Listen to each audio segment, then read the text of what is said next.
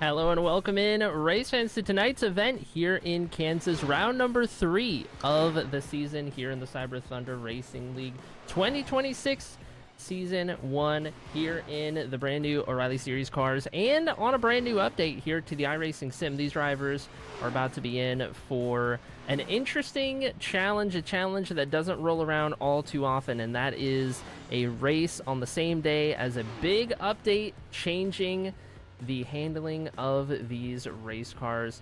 Who is going to capitalize? Who's going to come out and adapt the best? That is the question. Right now we see a lot of the same names up towards the top of the boards. If we drop that leaderboard down right there, Cody Gibson, Greg Mitchell, Dustin Ping, no surprises up there in the top 3. Nathan Dufton, Mike Syverson round out the top 5. In practice times as it sits, practice just now coming to a close. We are in the final minute or so as these drivers circulate their way around track. We've got a strong field out here tonight, a field of about 40 drivers ready to take on Kansas Speedway for the 3rd round of the season. First 2 races, we've had 2 different winners, Cody Gibson and Greg Mitchell in that order. Will today be a 3rd and 3 races, or will one of those 2 make it back to victory lane? The 2 drivers who dominated last season, securing I believe 14 or 15 of the 23 race wins one season ago. Back at it for this season, both still looking for their first career championship here in the Cyber Thunder Racing League. Watch for Frank DiMaggio in the 24. Slow down through it, turns 2 right here. Recently got that win at the end of the season last time out in Michigan. Frank currently sits P8 on the board. You can see just behind, heading down the back straightaway, Andy Corkin, that 41. Andy's custard machine headed through 3 and 4, some last-second qualifying runs, as I believe qualifying will be coming to a close, or excuse me, practice will be coming to a close in just a moment. There we are, and we can switch on over to qualifying. All right. I don't think we're going to see much of the difference in handling in how these cars race until we get into race time. I think qualifying here is going to look pretty similar to what we're used to historically in the O'Reilly Series cars around Kansas. I don't think it's going to be until we get into the draft, until we get into the air, that we start to see a lot of the changes in this big update that iRacing has dropped today. A lot of these drivers are nervous. A lot of them are worried about it making the cars drive worse. I've heard a lot of talk about dirty air getting worse, which means if you're following a driver that's right in front of you, that dirty air on the nose of your race car is going to be making that handling worse and worse. So we'll see. Hopefully these cars can continue to put on the great show that they have been. But we're going to watch as Brad Holmes in the 00 drops out across the apron and begins lap number 1 of his qualifying effort. He's going to dive it all the way down to that white line in turns 1 and 2 right here. I think it'll be interesting to see the drivers who elect to use the bottom lane versus those who ride around the top. You can kind of get away with a bunch of different things here at Kansas. There's no wrong way to run this racetrack at the end of the day. It just comes down to where you can find speed and where you feel comfortable. Off of turn 4 and down to the line, Brad Holmes for lap number 1 is going to set the bar at a 30.629 and begin lap number 2 down into turns 1 and 2. And that Sauble Speedway machine, Brad looking for, well, for one, looking to save that slide off of turn 2 right there. Got real sideways, and I do believe that may just cause him to lose too much time here on lap number 2. I don't know if he'll be able to improve. As Mike Syverson sits top of the board through 1 lap, down it across the line for the final time. Let's see what Brad Holmes can do right here with that time right there. No improvement. Mike Syverson in the 20, currently top of the board after 1 lap. Let's see what Mike can do on lap number 2 in that Home Depot machine as everyone jostles around on that leaderboard. The 20 machine is going to come off at the corner and to the line for Syverson. We're going to make it no improvement on that one. As you see Greg Mitchell jump up to P3. We've got Andrew Popejoy in the 25, headed through 3 and 4. Eric Anderson top of the board in the 43 at 30.579. The new time to beat as Popejoy gets under the wall. That is going to disallow that time, and we jump over to the Hot Cheetos machine of Cody Gibson. That brand new all white with that deep red color paint scheme he's been rocking the past couple of weeks. Beautiful Cheeto's machine coming off of turn 4, just keeps it out of the wall, dive it down to the apron. Let's see what Gibson can do. Winner of race 1 this season is going to go front row, P2, by the closest of margins. How close?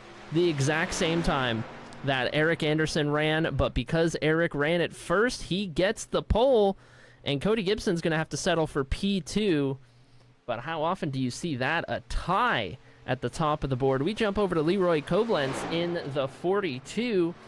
Leroy's going to take that Ford Mustang through 3 and 4 for the final time as Dustin Pink jumps up to P6. See where Leroy can jump. Currently 31st after 1 lap, and now to complete lap number 2, we're going to put Leroy up in 30th. Jumps up 1 spot right there. Dustin Pink, one of the fastest drivers in practice, top 3 on the board. Let's see what this 81 machine can do. Winner of the recent Cyber 500 here in 2026. He's going to bounce it off of the wall. No improvement this lap. That will disallow your time. So we jump over to Lee Campbell in the 60 now. Lee, a driver who's had a couple of close instances, close calls on winning races here in Cyber. Hasn't gotten it done yet. Has a second place finisher to his name. He's going to come across the line right there. And we're going to put Lee Campbell P31 as we jump over to the only other driver on track right now. It's my former co-host, Tom Richter, in the 34, in that Buc-ee's machine. He likes to say Bucci's sometimes. I don't think he's going to get me to say that, but it is a nice-looking race car out there. He said I get bonus points if I keep calling it the best-looking race car on track, so there you go for the 34. He's going to come around, and he is going to complete lap number 1 and start lap number 2. I think that first lap was maybe just a bit of a warm-up, get the tires where they want to be. It's 19th on the board after 1 lap.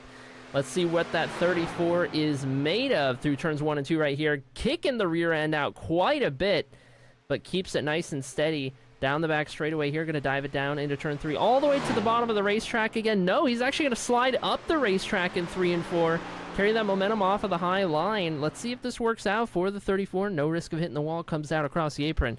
And Tom Richter, the final driver across the line in the closing seconds.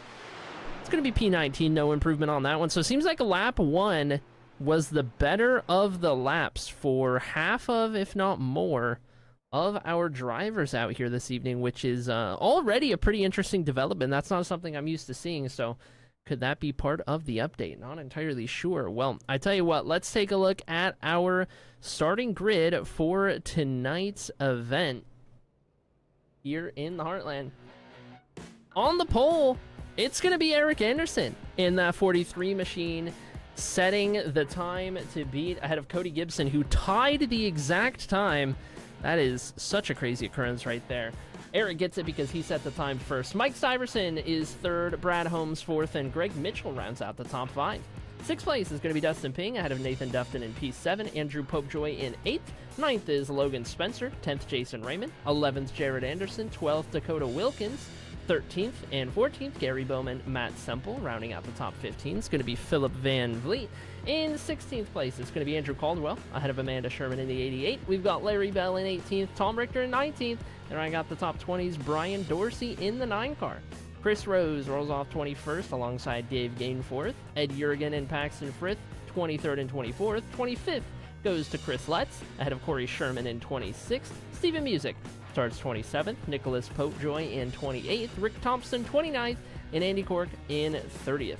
31st is going to be Leroy Koblenz, 32nd Lee Campbell, 33rd Jarrett Camilli, 34th Brandon Thompson, Frank DiMaggio in 35th, and rounding out the field of 40, we have Carter Lawson, James Kinder, James Efa, Casey Tomlinson, and Christian Worsham, rounding out our field of 40. That's the biggest field we've had in a minute here in the Cyber Thunder Racing League, and all of these drivers getting ready to roll off of that pit lane 2 by 2, following that blue Ford Mustang and that white Chevy Camaro on the front row. So who's it going to be here in race number 3? We've had 2 races so far this season, Auto Club and Phoenix, 2 different winners. Not surprised winners by any means, but is today going to be the opportunity for someone to go out here and sneak a win on the day of a big update? Field's going to be shaken up just a little bit. Drivers have a lot to adapt to here in terms of the handling, in terms of the dirty air, in terms of how these cars are going to perform with the changes that iRacing made. All of those questions and more about to be answered as we come around to the green flag for tonight's event. We have 134 laps around this 1.5 mile circuit. Stage 1 ends at lap 27 and stage 2 at the end of lap 60. That will be the split that we are looking for. All right, then. Eye in the sky as the pace car peels off for the first time. And into the restart zone we go. Flagman ready. Eric Anderson going to lead us to green for race number 3.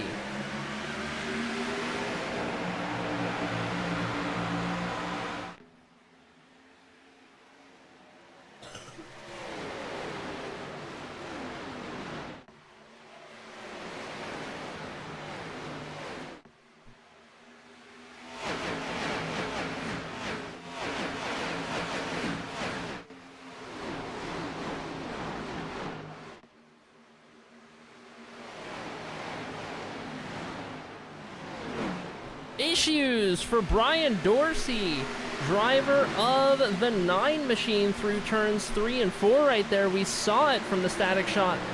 Gets sideways and into the wall. He's going to fall back to the back of the field just about, but no caution, and it doesn't look like any notable damage on that machine. Cody Gibson leads after lap 1. Got a great launch on the initial start right there. He's going to lead by 2 seconds over Eric Anderson in P2. The field getting pretty spread out at this point. You got to go back to Dustin Ping and who's that? Andrew Popejoy, who gets clear right there for the first side-by-side action as all of these drivers look to settle in, find the rhythm, and most importantly, determine how different these race cars are going to behave. A big unknown out here today, a big unknown. These drivers have not had very much time to practice with the changes to these race cars. But I'm curious to see how it all plays out, especially as the tires start to wear. Right here we can see Andrew Caldwell on the high side, Gary Bowman putting pressure to the inside, this being a battle for P13 as we run back up front. Cody Gibson still leading, uncontested. We do have a couple of battles inside of the top 10. Andrew Popejoy under pressure from Dustin Ping once again. These two heading through turns 1 and 2 right here, and there might be a bit more of a battle up ahead as Brad Holmes, Mike Stiverson, and Greg Mitchell are getting a little bit dicey. Mitchell's going to dive it down to the inside of the 20 machine. We might fancy a 3-wide move just behind. Not yet. So far, so good.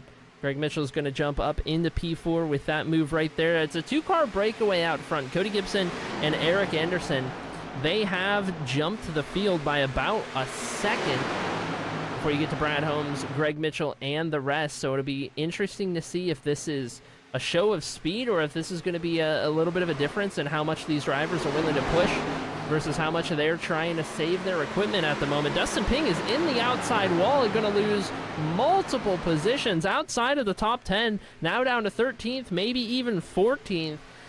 Once he got into that wall, there was no getting back out of that wall. It sucks you in, and you've got to wait until corner exit just about. So Dustin Ping got some work to do to make up that ground as we see drivers using all lanes of the racetrack. Greg Mitchell all the way up against the wall in turns 1 and 2 right there. He's going to run up against the wall in 3 and 4 as well. Kick that rear end out just a little bit, trying to bring Nathan Dufton in the 47 along with him. But Mike Stiverson down on the inside looking pretty racy. Wants to get this spot back and maybe even go challenge the 00 of Brad Holmes. The top 2's breakaway is now 1.3 seconds. So Brad Holmes could potentially be holding the field up right now, given he is 3rd place. He is leading a very hungry pack of drivers just behind.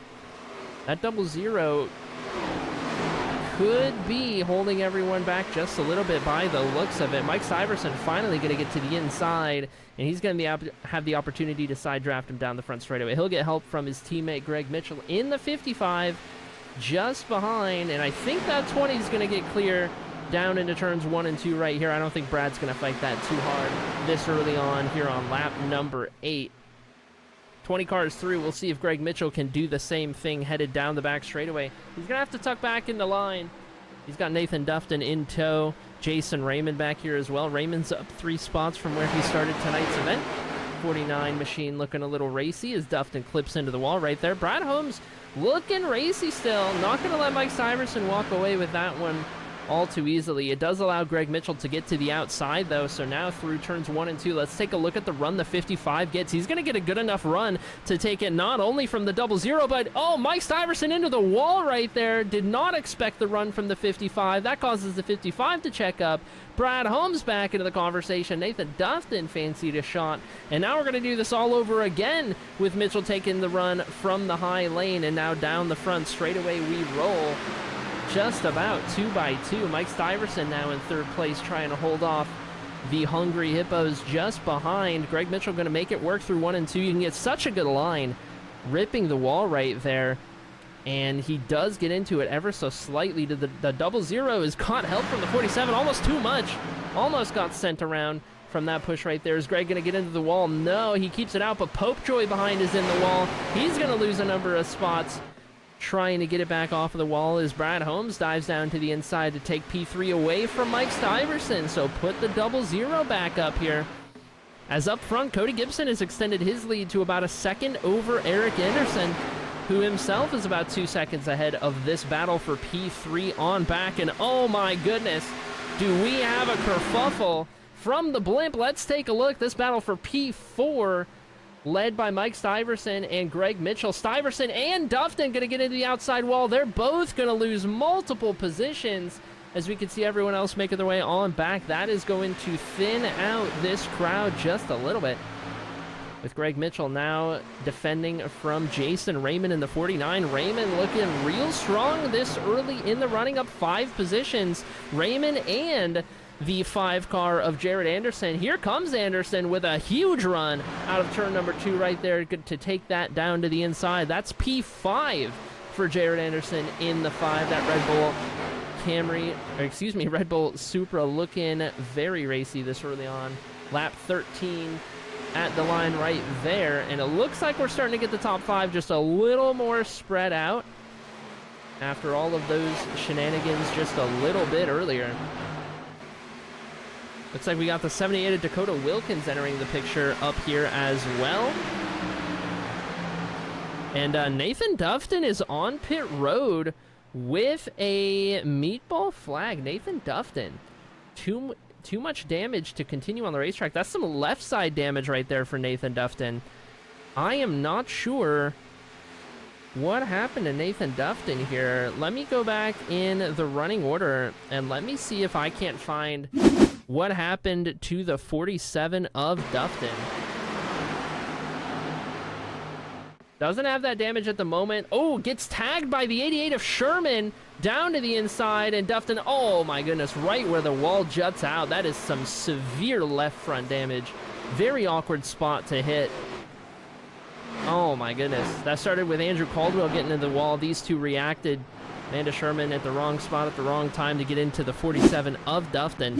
And that is why Nathan is on pit road at the moment. Cody Gibson is our race leader. There's the gap. All the way back to P2, Eric Anderson, P3, Brad Holmes, Greg Mitchell in 4th, and the battle is on just outside of the top 5 and beyond as we are 3 wide just a little further back. We were for a moment. Tom Richter, Chris Rose getting racy. Those two good friends, of course, on and off the track, going to give each other a little bit of a hard time. Down into turn 1 we go. Waiting for this battle to get us sorted out, and just like that, Jason Raymond has fallen all the way back to P12. He was in 5th not a couple laps earlier.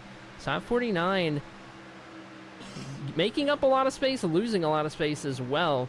Got my eyes on Dustin Ping in the 81. He's been slowly but surely clawing his way back up through these positions. He got hooked into the wall just a little bit earlier on. We got the 16 of Matt Semple, defending series champion. He's been making his way up through the field. He's up 7 positions from where he started. Very quiet start to tonight's event, just keeping that race car nice and clean, doing what he's got to do. Dakota Wilkins, very aggressive through the middle lane right there in 1 and 2, trying to pinch down and use that run down the back straightaway.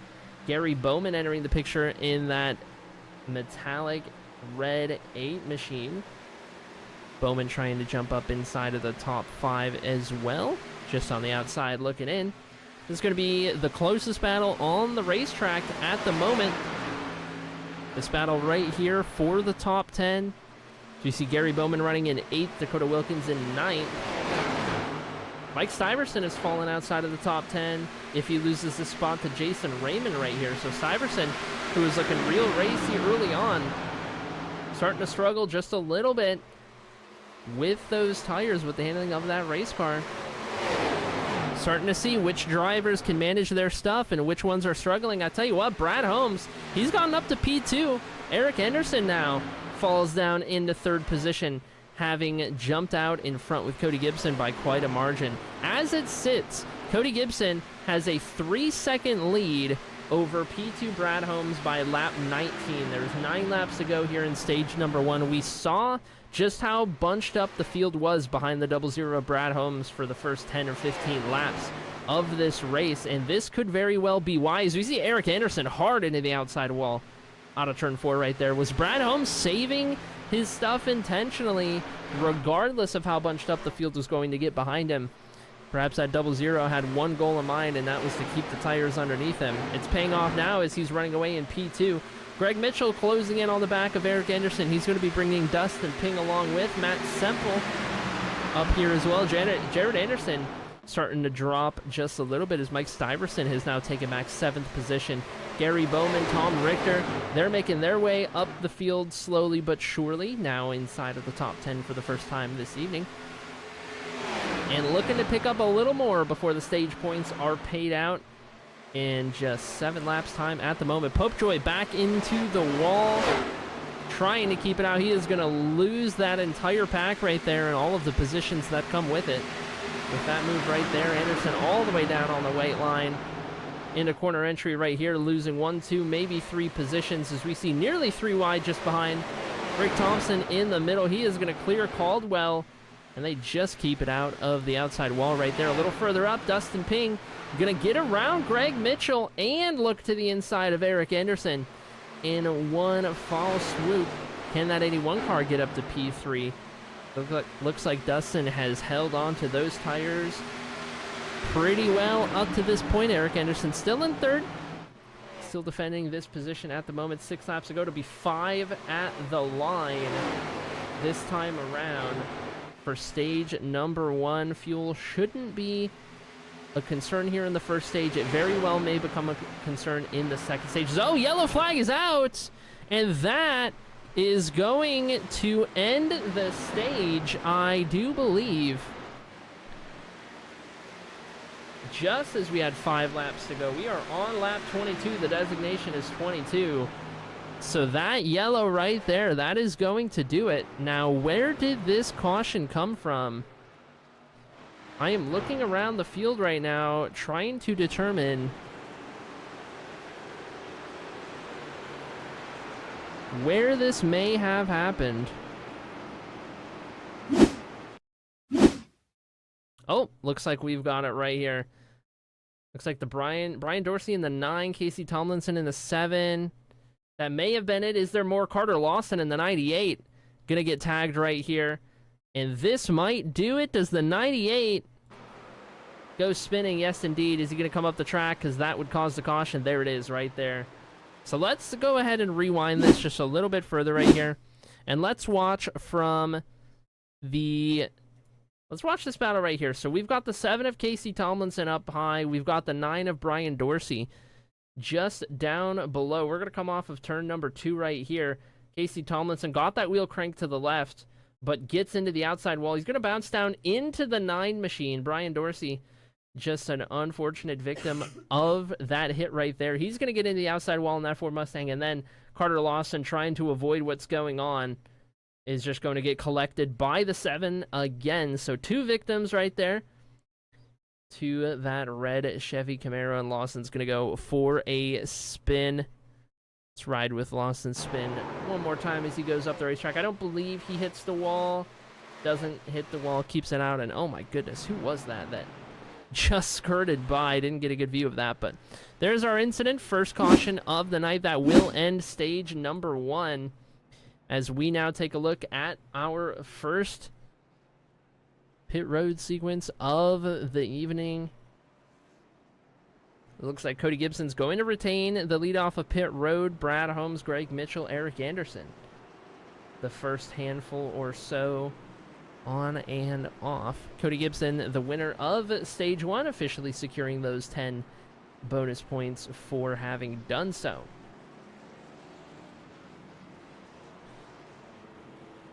All right, it was a quick one. Stage number 1, not very long whatsoever for tonight's event. Stage 2, though, stage 2 ends at lap 60, so we've got a ways to go to get to stage 2, and given that that stage ended when it did, fuel most definitely becomes a concern for these drivers making it to the end of stage 2 on fuel. We are going to get an extension lap or 2 under yellow right here to make sure that we can get past the originally scheduled stage distance before we head back to green. At least historically, that has been the precedent. We see those lights go back out on that pace car. Yes, indeed, we do. These drivers are going to make their way around once or twice more before we are back to green. Here's how the running order is going to lay itself out. Cody Gibson, Brad Holmes, that's our front row. Row 2, Greg Mitchell, Eric Anderson. Row 3, Dustin Ping, Gary Bowman. Row 4, Matt Semple and Mike Stiverson. And rounding out the top 10, it's Tom Richter and Andrew Popejoy. While these drivers circulate around, get themselves lined up in the order they need to be, and await the timing for our restart. We are going to step away for just a moment and return in time for the racing action to continue.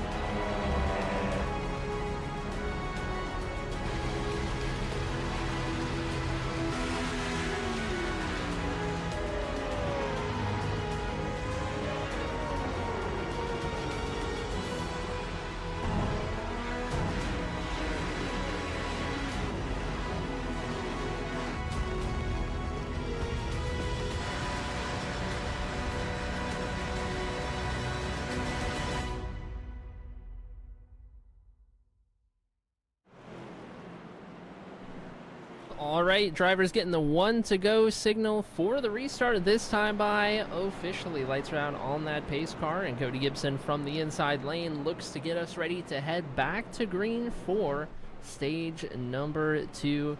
Reminder that fuel will be up in the air for these drivers here in stage number 2, making it to the very end. I did not see any drivers heading down pit road to top off on fuel, though pit road may have remained closed in these last couple of laps as they were just caution extensions. So we shall see, we shall see. There is 2 drivers down on pit road out of the race at this point, Nathan Dufton and Brandon Thompson, by the looks of it.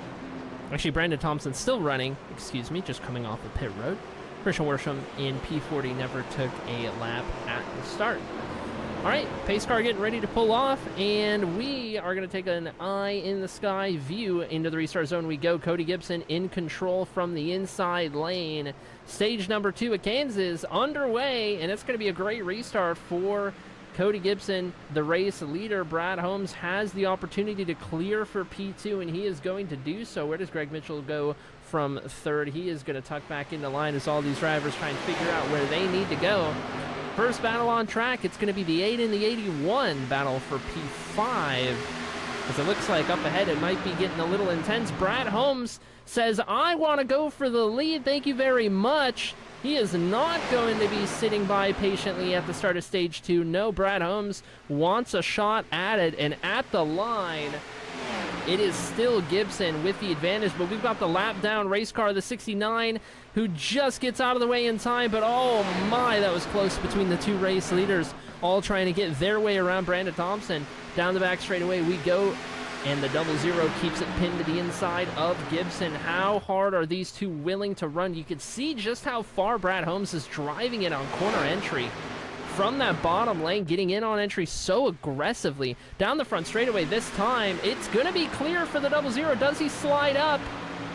He was clear. He did not slide up. He is going to keep himself pinned to the inside, and Cody Gibson's going to fight back in the middle, try to keep the 00 pinch down on the inside. It's going to work, and Cody Gibson's going to pull alongside down the back straightaway. Greg Mitchell from third, watching all of this unfold, waiting for his opportunity.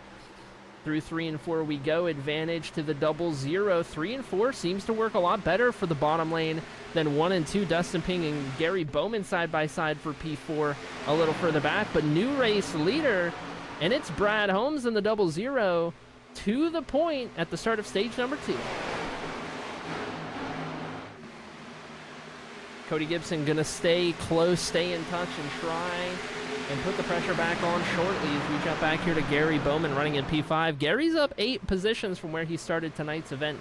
Doing good so far. A little further back, we got Matt Semple, who's up 7 positions from where he started, now running comfortably up in P7 is the 16. Mike Stuyvesant and Andrew Popejoy battling for 8th just behind as well. That 25 car has seen that outside wall maybe more than any other driver out here on track tonight. Just these very light grazes getting caught into the wall, getting sucked into it just a little bit, unable to keep himself off of it. But that 25 does have speed out here this evening. We go further back in the field. We got a couple different battles happening, a couple different pockets, if you will. Frank DiMaggio in the 24th, and the 24 is up 15 spots from where he started tonight's event, battling his way through the middle of the field as we dive down into turn number 1 right here. As up front, Cody Gibson to the inside of Brad Holmes, gets sideways off of turn 2, trying to lean on the left side of that 00. It's not going to work. Brad Holmes now going to defend from the race lead as Cody Gibson looks to try and take it back, but now Gibson's going to be put in a position he hasn't been in yet tonight, and that is dirty air. He is going to have to try and attack, but he's also going to have to defend because Greg Mitchell in the 55 is right there, breathing down his neck. So is the 81 of Dustin Ping. These 4 are right on top of each other for the race lead as Gibson swings out to the outside wall. It gets covered off by the 00 of Holmes.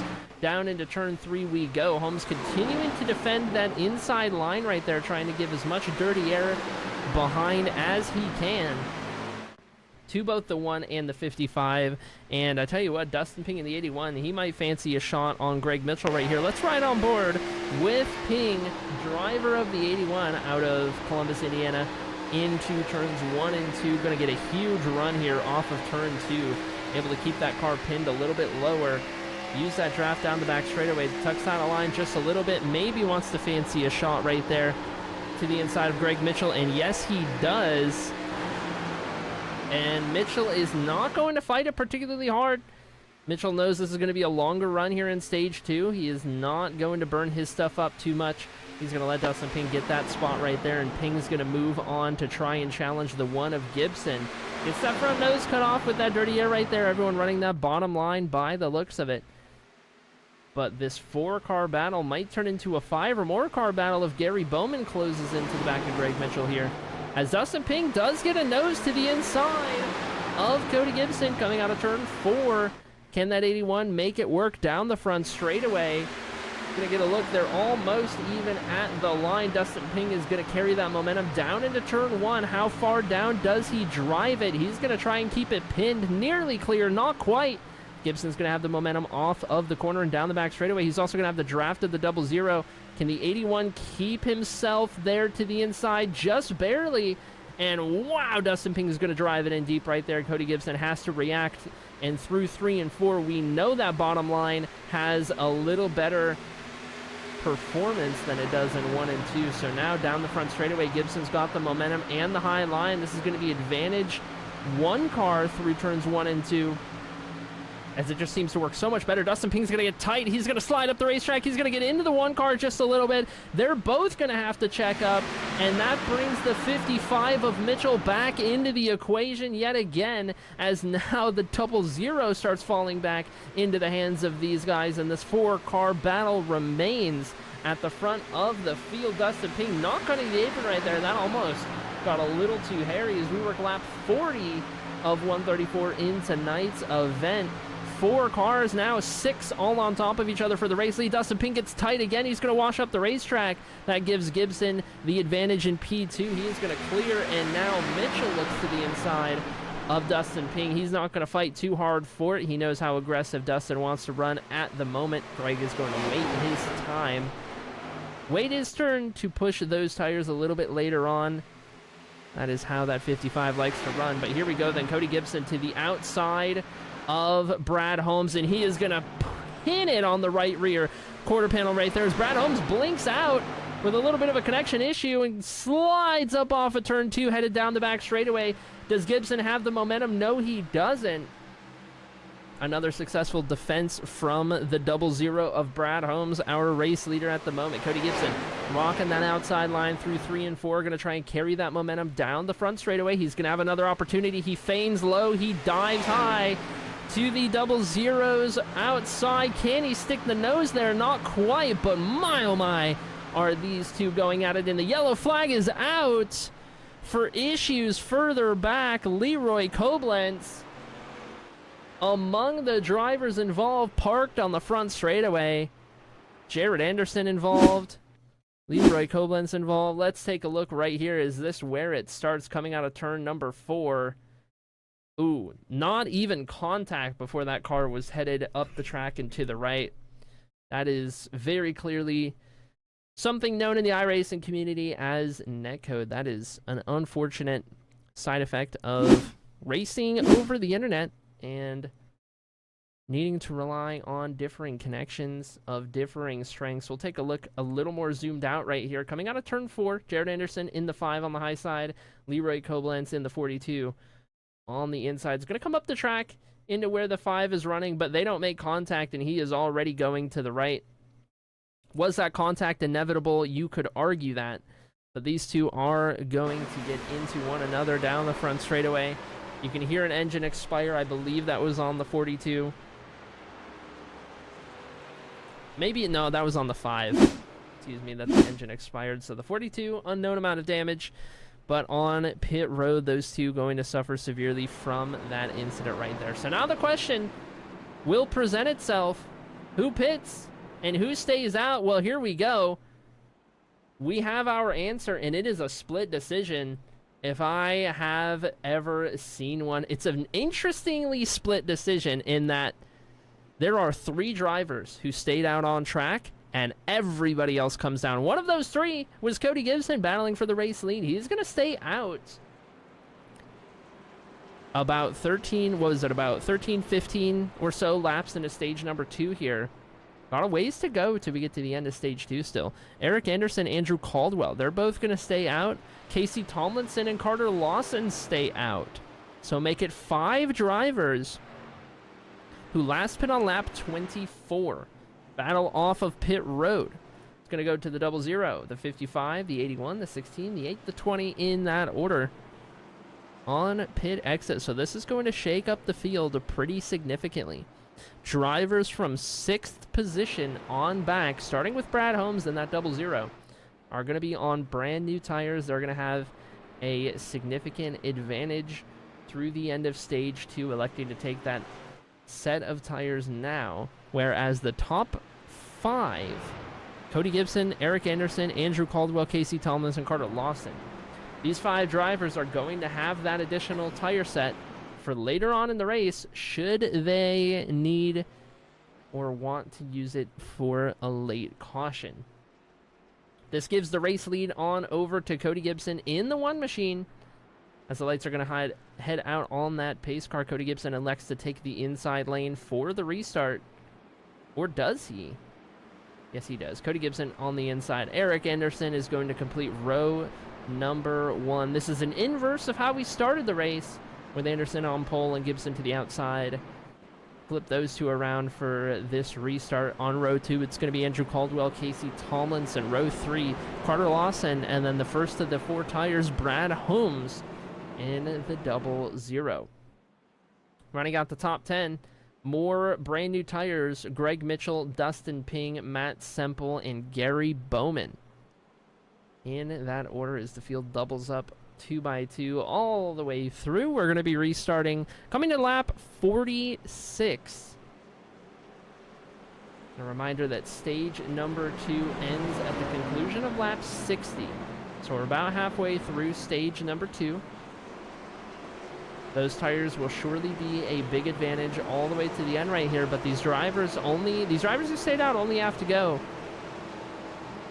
14, 15 laps on these older tires. They just have to survive, and they get to keep that set. They are going to lose that track position heading into stage 3, however. Into the restart zone we go. Cody Gibson, the field's going to get a little bit of an accordion right there from that restart, but Gibson gets a good launch. Tomlinson is already going to get sent 3 wide, a little bit further back in the running order, as now we get to see these brand new tires try and make their way up through the field. We're going to keep an eye on the first of the brand new tires right here. Greg Mitchell to the inside. Going to use Carter Lawson as a pick. Trying to stick the 00 out on the outside, not let him get around Brad Holmes. Needs to find a way. He's going to have to dive down towards the middle, but Greg Mitchell has cleared the 00, and now Mitchell free to go and attack these older tires to the inside of Eric Anderson.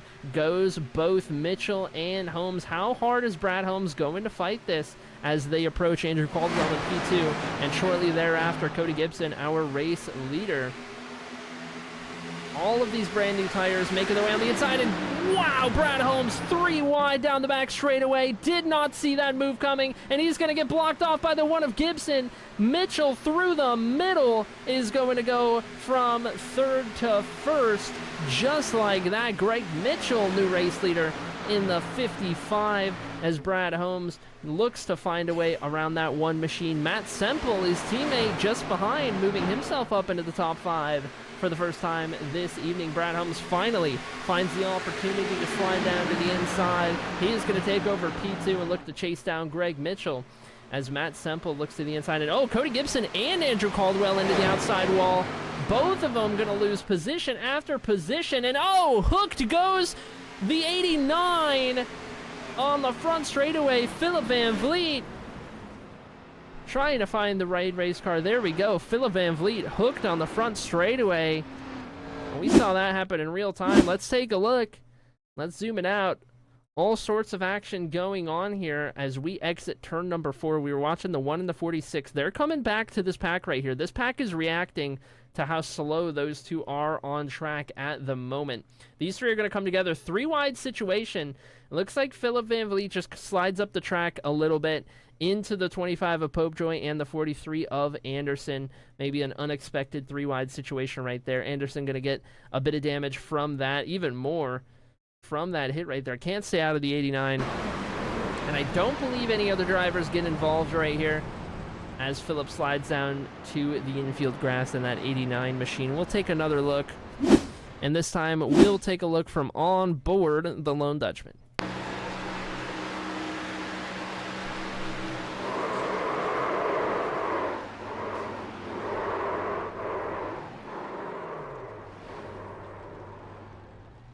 Not what you want to see for the driver out of Battle Creek, Michigan, but he's going to slide down to the inside. Not too much damage on that race car. Good to keep it going for the most part. Maybe a little bit of front end right there, but probably able to get it all fixed. Up front, Greg Mitchell, Brad Holmes, Matt Semple, Dustin Ping, the top 5. Who is the first on those old tires? All right, so on that run, the highest in the running order on those old tires is Cody Gibson, and Cody Gibson's going to come down on this caution. So is Eric Anderson. Now, Eric Anderson did get damage, so that's understandable. But Cody Gibson, having committed to saving that set of tires, decides Now he's going to come down and take those tires. So now begins the question, will Cody Gibson stay out at the end of the stage? Is he going to look to nurse these tires until the end of the stage and jump the field? Or is he going to put on this new set of tires for less than 10 laps to the end of stage number 2? That seems like a pretty bold call. If that is the case, we will keep tabs on the one machine. I feel like the bed was already made at that point. You might as well continue to save that set of tires, but if the one stays out at the end of the stage, that'll tell me all I need to know. So we get a shot of the field headed down the back straightaway right here. Do I see damage on the front end of that 76 machine, Rick Thompson? I'm not sure if it was just the paint scheme or if there was actually a little bit of damage on that front end. Looks clean to me.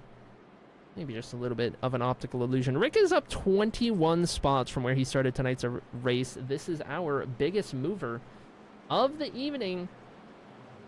Not the first time Rick has had that honor. Won't be the last time. That RT76 is our biggest mover. Knows how to make passes. Knows how to claw his way up through the field. A driver still looking for his first career win here in the Cyber Thunder Racing League. Speaking of drivers looking for their first career win, I don't know how many weeks in a row I need to mention it. I don't know how many times I need to say it. But that 00 car, Brad Holmes, he is a man on a mission, and he has yet to get his first win here in Cyber. He's been racing here for multiple seasons at this point. A driver who everybody knows is capable of walking away with a victory this season. Is today the day here in Kansas? We're going to find out. That Sauble Speedway Camaro looking racy out here tonight. As we get ready to restart, the front 3 rows are going to consist of Mitchell, Holmes, Semple, Ping, Stuyvesant, Raymond.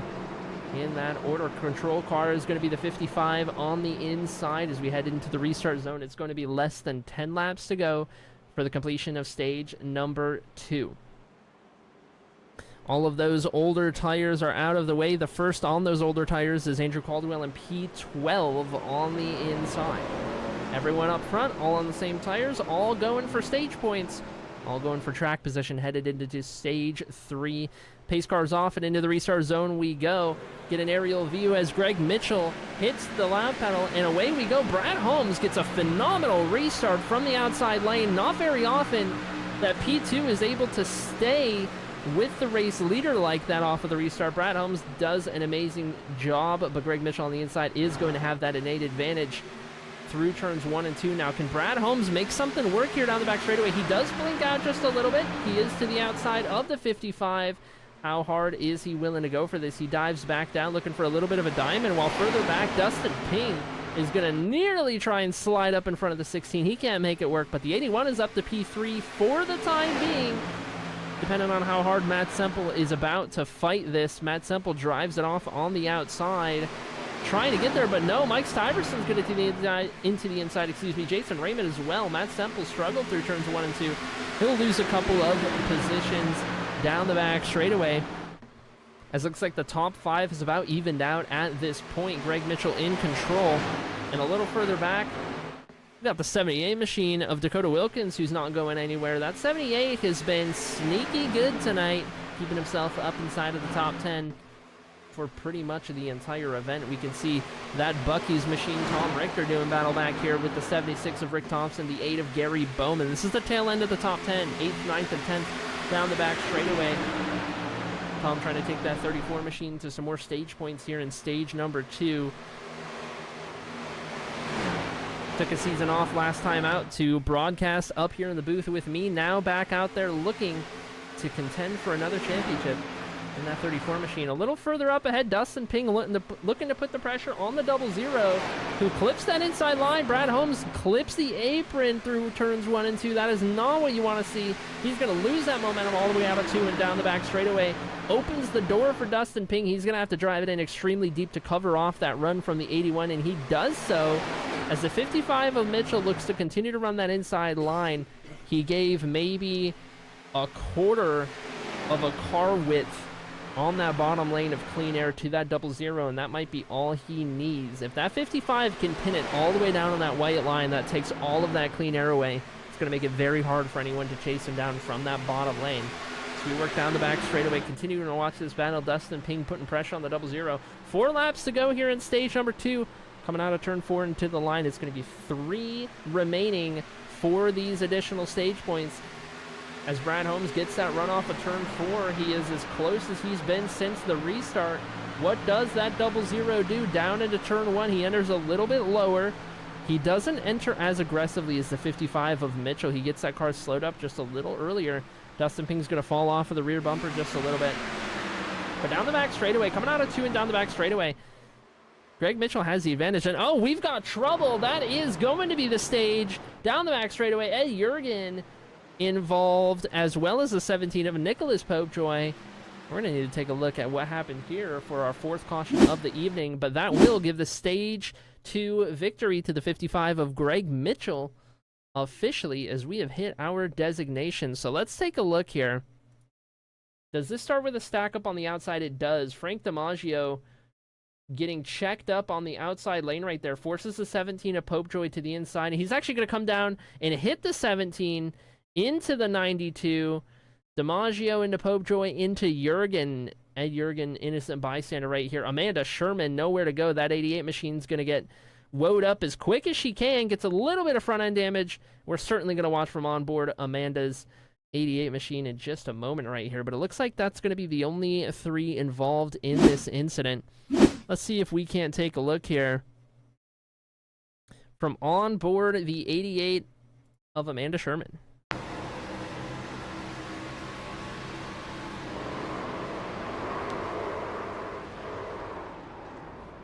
Oh my goodness. Did the 88 even hit the 92? Did Amanda Sherman just put on the most impressive braking clinic we have ever witnessed? We're going to need another replay right here. We're going to need another replay right here. I don't know what view we need to go to right here for Amanda Sherman. We've got that nose view. We can take a look right here, and we'll watch this in slow motion. This happens in front of Amanda Sherman, sees the 92. Amanda Sherman is hard on the brakes. A little bit of contact, I think. Just a little. Right on the tire. Not enough to give Amanda any sort of damage. Gets checked up enough to avoid hitting Ed anymore. And watches as the 92 slides down to the inside. And I tell you what. The front end of that AI Chief machine looking pristine. Props to Amanda Sherman for that one. Wow. All right, I tell you who this worked out well for. It's the one car of Cody Gibson, who pit on the last yellow. I was wondering if Cody Gibson was going to take those tires and then stay out at the end of the stage. Well, it helps when the stage ends 4 laps early. And that's 4 laps less you have on those tires. So Cody Gibson going to retain the race lead. He is at a tire disadvantage. Technically a 9-lap tire disadvantage. A number of those laps are under yellow. So while it will still be a tire disadvantage by a couple of green flag laps, it will not be as pronounced as it would have been had the stage gone all the way. We'll see how this plays out for Cody Gibson. But after all of that, he is still going to have that additional tire set over the field. After all. Lights are out on the pace car. Looking to restart this time. This is going to put the field in the hands of Cody Gibson on the inside, Greg Mitchell on the outside. How many times have we seen it come down to these 2 drivers in front of the field? The 2 who have already won races so far this season. The 2 who were the favorites for any given race last season. Looking to come out here in this brand new season, in this brand new car, and make a statement. Row 2, it's going to consist of Brad Holmes and Mike Stuyvesant. Row 3 is going to consist of Matt Semple and Tom Richter. You see Ed Jurgen on the inside lap down car, trying to stay out of everyone's way. Down on the apron right there. I'm not sure what the 92 of Ed Jurgen is doing right here. I am thoroughly confused as to what's going on with the 92 as he ducks into 3rd position effectively. Brad Holmes probably fuming from whatever just happened right there, because that is going to disadvantage the 00 in a huge way. But nonetheless, we are back to green. That 92 is a lap down race car. Brad Holmes going to get a little bit loose right here down the back straightaway, looking to get around that 92. Up front, Cody Gibson gets a good launch. He is clear of the 55 for the time being. Brad Holmes is going to get clear in third place. He's going to try and chase down those top two. We know how racy that 00 is, but at this point, there's no more scheduled yellows, no more scheduled breaks through the end of the race. 72 laps to go, and those 72 laps could very well go green. So these drivers are going to have to manage their stuff, take care of the tires, and not push that car beyond its limits. So we take a look up front. We know there's a tire disadvantage to be had. Now, does Greg Mitchell pounce on that opportunity? Does he wait? Does he bide his time? All the same. If I'm the 55 of Greg Mitchell, I know there's a tire disadvantage. I'm going to go and take the lead now before the tires equalize. While I have a tire advantage over that one car, I'm going to be as aggressive as I can to go and get control of this race. At that point, I'll start to play it safe. I'll try to watch my stuff and keep him behind. That's my play, but the 28 car is not out there on track this evening. So we'll see what the 55 elects to do out of turn 4. He's keeping it pinned on the rear bumper of the one. Gibson's going to elect to take the outside defense down into turn number 1 right here. How aggressive does Gibson get? Not extremely. He is going to keep it pinned in the middle right there, so long as he has the opportunity, but I think he knows he's at the tire disadvantage, so he can only fight it so hard. They're going to be about dead even down the back straightaway. Twins running the same exact colors, albeit not running on the same team. I tell you, these two, one of you guys has got to change around your colors at this point, because you guys being rivals and running the exact same paint scheme is driving me crazy up here in the booth. Down into turn 1, Greg Mitchell still on the inside, trying to get that run. He is going to get cleared. Does he slide up in front? He does. The 55 new race leader, Greg Mitchell, back in front of Cody Gibson in P2. You got to go a second back before you get to P3. That's Brad Holmes. Out of Mike Stiverson in 4th. Matt Semple now clears in 5th. And look at who we have here. The 24, Frank DiMaggio, enters the equation, up 29 positions from where he started this race. He is now up in P6, ahead of Gary Bowman, Tom Richter, and Rick Thompson. All right, then, 68 laps remaining. The battle for the race lead has died down for now as Mike Stiverson looks to the inside of Brad Holmes. This is for P3 right here. We have not seen Mike Stiverson this racy since the initial run of the race. The initial 15 or so laps at the very start was the last time we saw that 20 car battling for P3. So as Mike Stiverson figured something out or decided it was time to go and battle up front yet again, we shall see as Brad Holmes continues to defend from the outside. Matt Semple and Frank DiMaggio doing battle just behind. That 24 machine going to get boxed in just a little bit, but DiMaggio looks awful racy at the moment, trying to take that 24 machine up inside of the top 5, and he shall, with that pass on Matt Semple down the front straightaway from the outside lane. Should be able to make it happen through turns 1 and 2 right here, depending on how hard Matt Semple's going to fight that. Not as hard. Going to try and keep those tires underneath him. So move that 24 car up into P5 as he looks to set sail even further up ahead. We go a little back behind. There's a couple of drivers we have not talked about yet. Logan Spencer in the 19 moves his way back up into the top 10. He's in 9th position, getting that move done on Rick Thompson right here. Back up where he started this race in P9 for that Coors Light machine.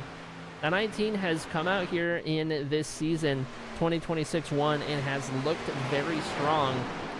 I think worth an honorary mention, worth a shout out. Logan Spencer, night and day difference from last season into this season in terms of on-track speed, on-track performance. So far, that 19 has been very impressive this season.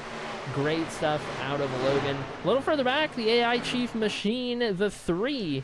The Shermanator, Corey Sherman, down the front straightaway into the top 10, getting that move done on Rick Thompson.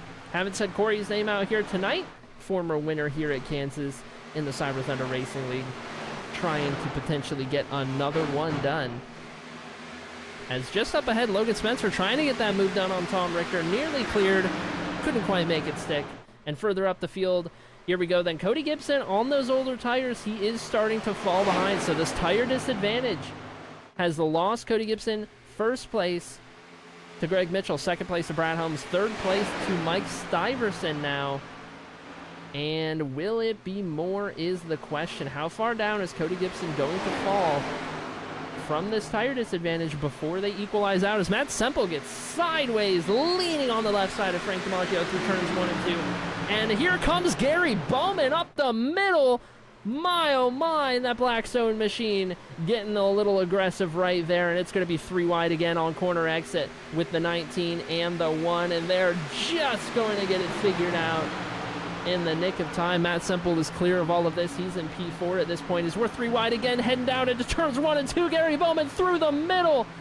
Can he clear the 1? No, he can't. Gibson's there. Gibson has to check up. Bowman is clear, and now it's 2 by all the way back. Gary Bowman up into P5 with an incredible string of moves through the middle. But I tell you what, Logan Spencer is not done yet. That 19 car is on a mission to get up through the field at the moment. But a reminder, there's 61 laps to go and no more stage yellows. So are these drivers pushing their tires just a little too hard? Something they're going to have to be conscious of, something they're going to have to make sure that they're not doing. Is Cody Gibson struggling now into the wall on the back straightaway, going to lose that spot to Logan Spencer. We're 3 wide again as Tom Richter and Corey Sherman to the inside. Talk about aggressive. The Shermanator is going to make that move on both Richter and the 1 of Gibson. Now Rick Thompson sends it 3 wide down the front straightaway. Oh my goodness, this battle inside of the top 5. Top 10, and Corey Sherman's gonna get right hooked in front of the 19 and the 1. Oh, the 34 gets hit for massive damage. Oh my goodness, could have seen that one coming from a mile away. Oh my god, they are destroyed in turn 1. 3 phenomenal race cars, 3 drivers who were having a fantastic run tonight.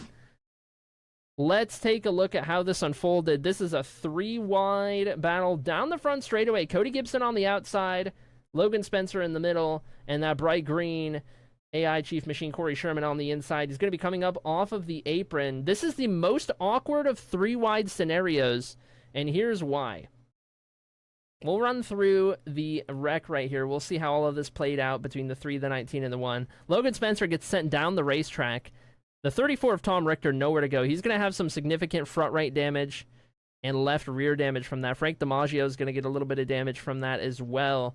But the main 3 right here of the 19, the 3, and the 1. So let's run through this. Let's run through this one more time. We're going to take a look at the blimp, and I am going to try and pause this at a certain angle. Right as this is about to happen. Okay, so here we come off of the tri-oval. We can take a couple different looks at this. Corey Sherman on the inside, for all he is aware, for all he knows, is only 2 wide. Because if you draw a line from Corey Sherman's rear bumper all the way out to the wall, there's only 1 car right there. So does Corey Sherman's spotter tell Corey that he's 3 wide? Or is the only information he gets that he's 2 wide? Technically, he's 3 wide because the 19 is 3 wide. Logan Spencer is the only one who's going to be hearing 3 wide in this instance, because if you draw a line from that front bumper and that rear bumper all the way out to the wall, there's a race car inside, there's a race car outside. The 19's getting the 3 wide call. Cody Gibson's probably not getting the 3 wide call either, from behind, only having Logan Spencer to his inside. These sorts of incidents are what can lead to a driver not realizing that they're 3 wide in these moments. I'm not saying that's exactly what happened. I'm saying there's a chance that's what happened. But either way, this is a very unfortunate result for 3 drivers who were having a great run. Make it 4, make it 5, depending on how much damage the 34 and the 24 got in that incident as well. But man, not what you want to see. And we'll take another look at this in real time as these drivers head down the front straightaway.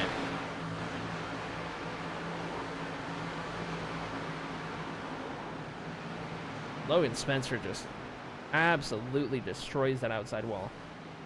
Gets hit by the 88 of Amanda Sherman. Amanda Sherman got a piece of that, unfortunately. I think Larry Bell might have got a piece of that. Man, when does Larry Bell ever catch a break? All right. Let's get back to live pictures here, as after all of that has played out, we have some split strategies. 2 drivers did not elect to pit. The 16 of Matt Semple is our race leader, the 76 of Rick Thompson. Those 2 last pit on lap 59. Everybody else on the field pit this time on lap 76. That is a significant tire disadvantage for the 16 and the 76. Now, they could be deciding that they need to save that set of tires now because they used it in stage 2. But there's a number of these drivers behind who use that set in stage 2 and use that set now.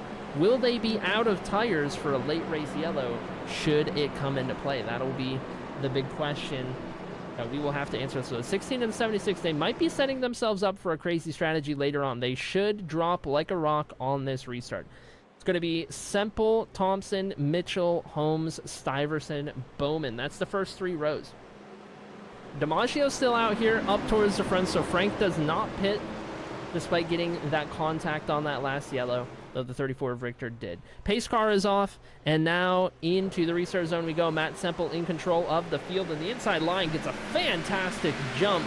The 20 pushes the 55 into the 16 in a perfectly timed restart to send Greg Mitchell up into P2, Brad Holmes up into P3, as now they have to work around the old tires of Matt Semple.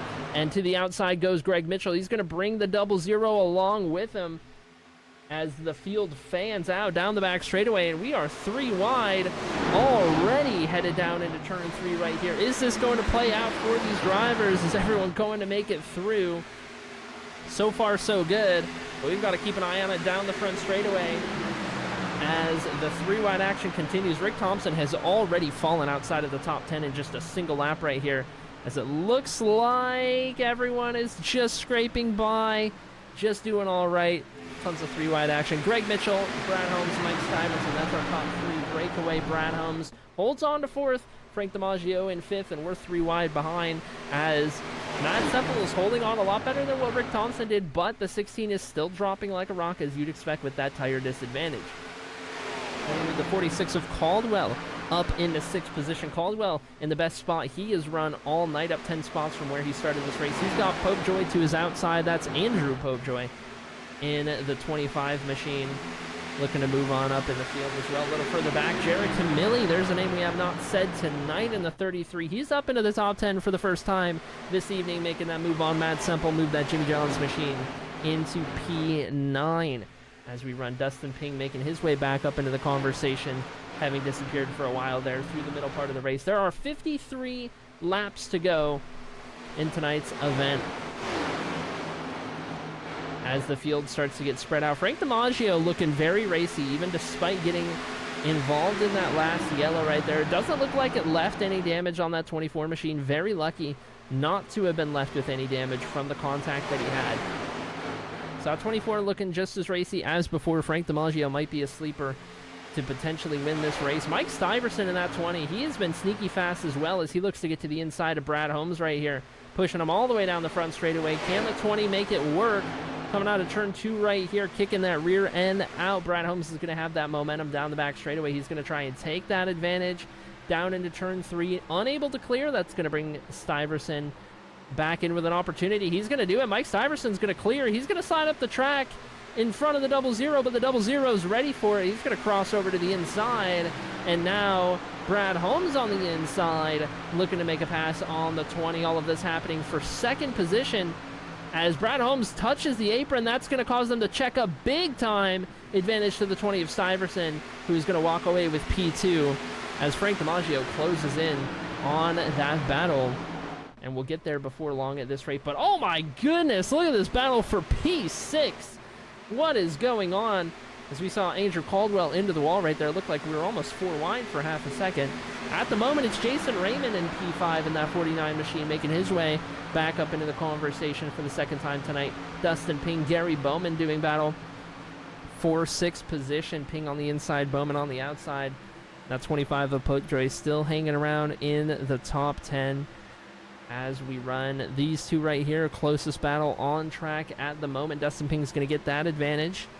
We can jump back to this battle back here. Casey Tomlinson, Andy Cork Got Dakota Wilkins back here. Philip Van Vliet in that 89 having a good recovery after being involved in that earlier incident on the front straightaway. That 89 machine is up into P15. At this point, it looks like he's got that damage fixed for the most part. Back up into the top 5, Jason Raymond under pressure from the 81 of Ping, who's going to look to the inside. He's going to get that move done pretty quickly right there. You can move Dustin into 5th position. Now looking to chase down the 24 of DiMaggio. We're at the point of the run now where these drivers are really going to be considering the tire wear and how hard they're pushing these race cars, because as the field gets further and further spread out, more and more spread apart, the likeliness of this race remaining green gets higher and higher. And you're not going to want to be pushing your stuff too much too early on if that's going to be the case. As we see Raymond look now to the inside of Ping, not ready to give up that 5th position just yet. He's going to fight back to the inside. Gary Bowman and Andrew Popejoy are side by side just behind as well. All of this happening with now 47 laps to go in tonight's event. Greg Mitchell is our race leader ahead of Mike Stuyvesant and Brad Holmes. Dustin Ping gets that move done on the 49 of Raymond. Andrew Popejoy is going to get that move done pretty quick as well as he slides up in front, tries to make it stick. He's going to have the 49 fight back to the inside, and these two are going to battle back and forth just a bit. But I tell you what, let's ride on board with Dustin Ping as he looks to the inside of Frank DiMaggio here now for P4. Dustin Ping, a driver who wants to try and make headway earlier on in the run while he's able. We know the 81 is fast. We saw some of that speed earlier on in tonight's event. Ran into some issues, found himself further back in the pack, and now back up into inside of the top 5 as we close in on the final run of tonight's race. This is the view from out front. The 81's windshield, the top 5, all fairly spread out right here. Going to get a lot of clean air from the 24 running half a lane up right there. He's going to look to the inside again. Try and make this move stick right here, and we're going to see how hard the 24 fights it. He doesn't. Frank DiMaggio is a veteran. He's been around for long enough to know how not to lose a bunch of time trying to battle somebody. So he's going to give up that spot right there and fall back in line in P5 for the time being. Maybe let that 81 come back to him a little bit later on in the run. Popejoy is going to clear for 6th. He's officially got that spot for the time being. Maybe not for long. Raymond's going to fight it back yet again. Jason Raymond not ready to give up a single position at this point in the race. And does that 25 keep it out of the wall this time? Yes, he does, but the 49 is going to slide up in front of him. Maybe get on the wall. No, he keeps it out of the wall. And they're just going to keep trading back and forth. One to the inside, one to the outside. And flip them around just about every lap. Crossing each other over, trying to make the move stick. Is this time the one that sticks? I think it is for the 25 of Popejoy as Raymond gets under the wall, and now he's got to worry about Gary Bowman headed down to the inside, maybe even Andrew Caldwell as well.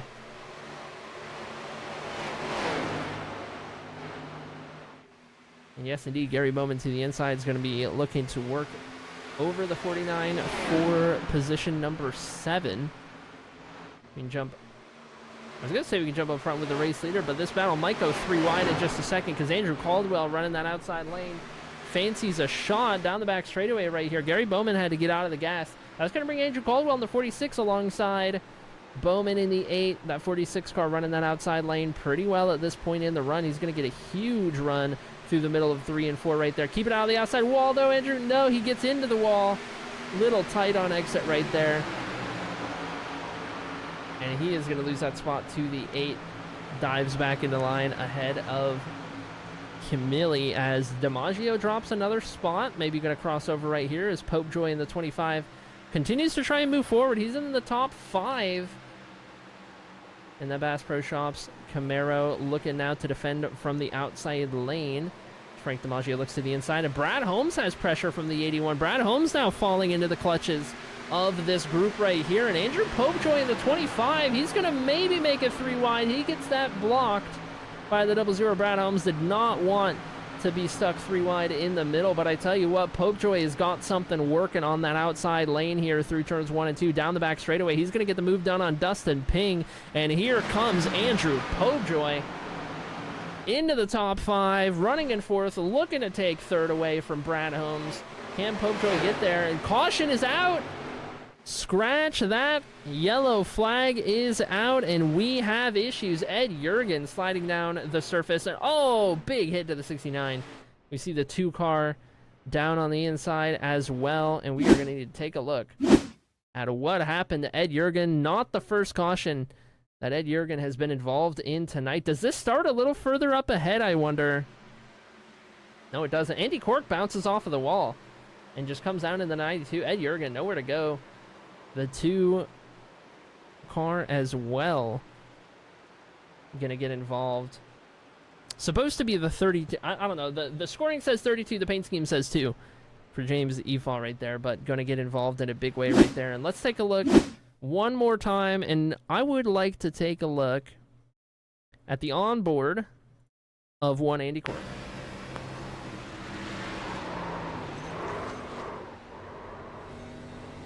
Yeah, so it looks like Andy just gets a little sideways down the back straightaway, bounces off of the wall into the 92, unfortunately, sending Ed Jurgen along for the ride. Let's take another look.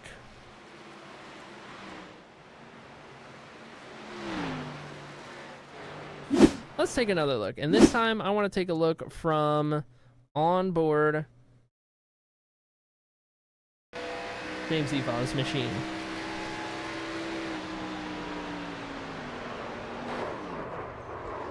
Just locked up the brakes, unable to steer out of the way, and gets collected right into the 92. A little bit of target fixation right there for the 2 machine. Unfortunate with the damage he's going to collect from that. And with that, we have a new race leader. With that, we have a new race leader, but there's a twist for the 24 machine of one Frank DiMaggio, because Frank only took 2 tires, if that. Maybe did not even take 2 tires. Frank may have only taken fuel on that pit stop. It was a 7-second pit stop. I don't even think that's 2 tires for Frank DiMaggio. I think that's fuel only. So Frank is going to be at a disadvantage right here, but electing not to take that set of tires, as there is still over 40 laps to go in this race. And a lot of these drivers may have just taken their last set of tires up to this point. See if I can't double check how many tire changes there are. There are 5 tire changes, 5 tire sets in tonight's event. You figure drivers have taken 1 at the end of stage 1, 1 halfway through 2, 1 at the end of 2. That's 3 sets. They took 1 pretty early on in stage 3. That's 4. This one would be 5 if a driver had pit every single one of those times. So drivers are now balancing the amount of tires they have left. I tell you what, this has worked out. If we do get another caution in about 10-15 laps, it will have worked out very well for the 16 and the 76 drivers who were sitting ducks last time around, maybe even the 24 Frank DiMaggio, if he's saving a set in that instance. Drivers who are prepping themselves in case of another yellow. There's going to be a number of drivers out here who are no longer able to take tires the rest of the way. That is going to certainly come into play. The race lead is in the hands of Frank DiMaggio in the 24. He's on the outside lane for this restart. Greg Mitchell to his inside. First driver on 4 tires. Brad Holmes, Andrew Popejoy, they're on 4 tires in row 2. Mike Stiverson, Dustin Ping, row 3. Row 4, Gary Bowman, Jason Raymond. Row 5, Andrew Caldwell, Jarrett Camilli. That's our top 10 as the pace car gets ready to pull off, makes that hard left-hand turn. We're going to take a look from our eye in the skies. Frank DiMaggio, that DuPont machine on the outside, heads into the restart zone and gets us off to green here with 37, make it 36 laps to go.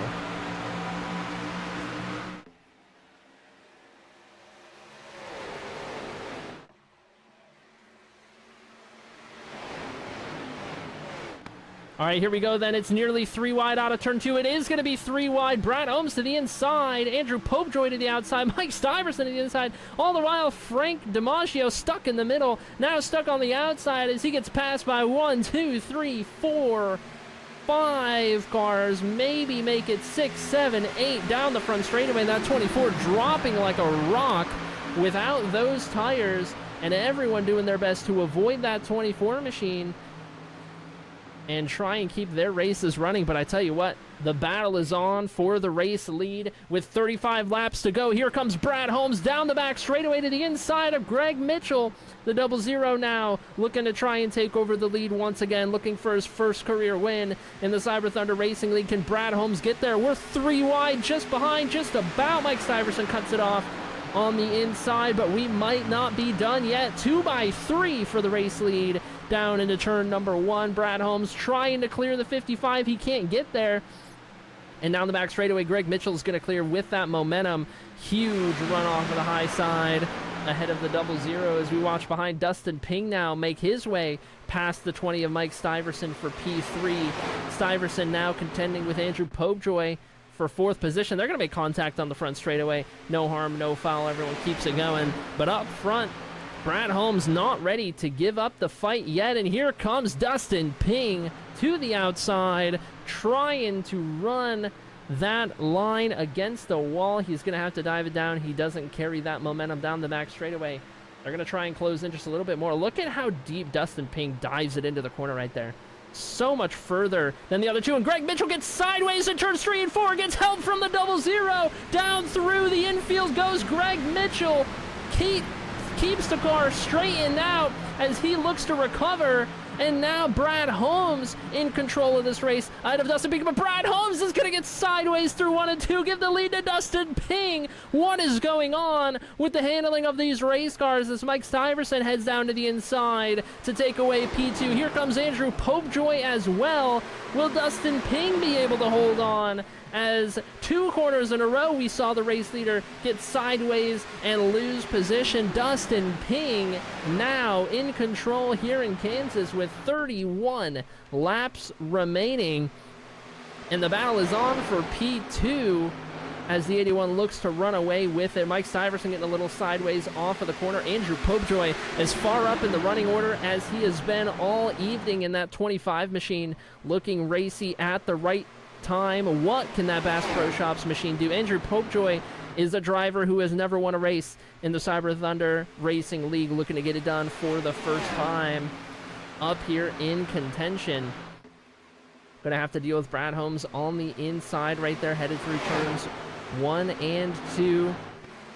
And down the back straightaway, that 25 trying to carry that momentum enough to clear. He is finally going to do so and be able to run his preferred lane as he dives down to the inside right here, trying to chase down that 20 of Stiverson. But now it's going to come down to a battle of tires. Which of these 4 drivers, maybe even someone a little further back, can manage their tires enough to get to the end with enough speed, with enough pace? And do we get another yellow that could bring other drivers into the fold, other drivers who still have additional tire sets to use? That could very well be something that we're looking at as we follow up with Greg Mitchell, who led the race not 5 laps earlier, now down in 19th position after getting sent through the inside grass right there. Let's go ahead and take a look at this replay as we see the 55 of Greg Mitchell through 3 and 4 right here. Greg Mitchell is going to get sideways through turns 4. He loses the rear end right here. You can see the angle of that 55 versus that inside white line right there. He is not at a good angle. He has lost grip. The 00 is closing in. He's trying to give him space. He's trying to let up, but the 55 is still off of the gas enough that the 00 hasn't slowed down enough. He gets that additional assistance off of the track, and Greg Mitchell at that point is just along for the ride. He is going to have to take the long trek through that infield grass right there and then merge back up onto track in as safe a manner as he's able to.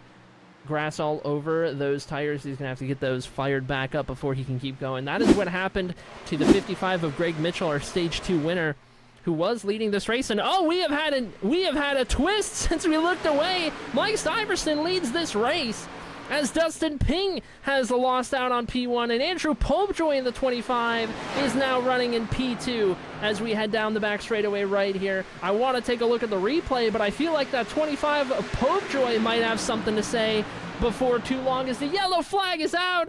Oh my goodness. The things that are happening at the moment is Frank DiMaggio, smoke pouring out of that machine off of the racing surface in turn 1.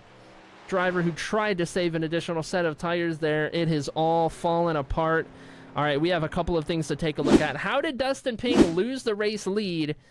This was the pass for the race lead as Stuyvesant closed in on the 81, gets to the inside, dives it down into turn 1, and just sends it as far as he can. Phenomenal move from the 20 of Mike Stuyvesant, enough to get him that lead.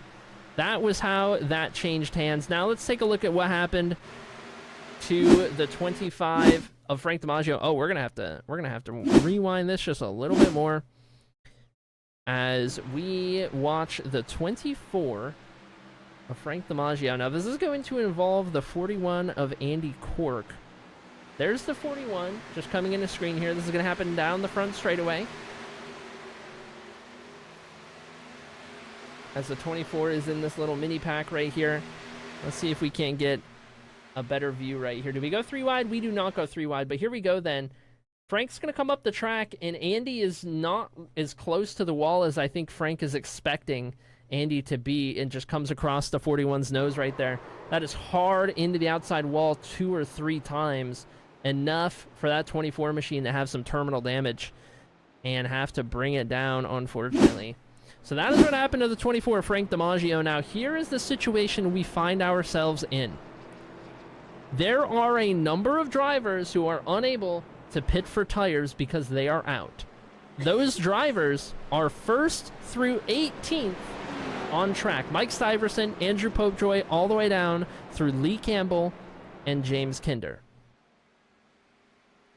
There are, however, a number of drivers who have that additional set of tires and have now elected to use them. They are going to have a 14-lap advantage on tires. A 14-lap advantage, but 18 drivers to pick their way through before the end. Matt Semple, Tom Richter, Rick Thompson, Paxton Frith.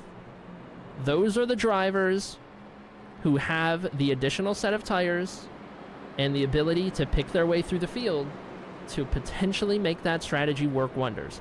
4 drivers with the opportunity, depending on how well they can pass 18 cars on 14-lap older tires. 14-lap older tires is going to be noticeable. It is going to be a significant difference.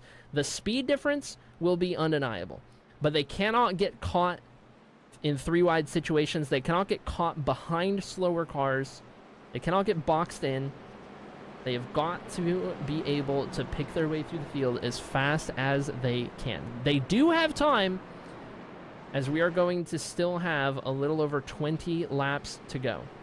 But keep your eyes on Matt Semple in the 16, Tom Richter in the 34, Rick Thompson in the 76, and Paxton Frith in the 21. They will be restarting 19th through 22nd in the field a little further back.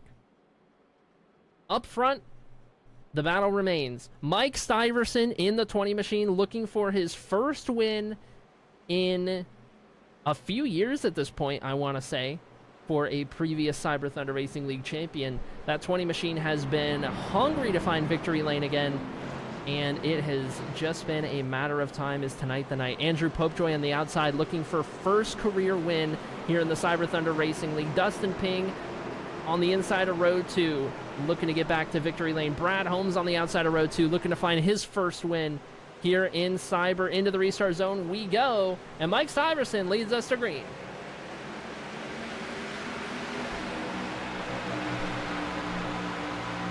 It's going to be a great restart for the 20 of Stuyvesant, who clears by 3 or 4 car lengths. Down into turn 1 we go. Chris Rose in the 07 sends it 3 wide. Unbelievable move up into P3 for Chris Rose, a driver who I didn't even mention before the restart, is looking for his first career win.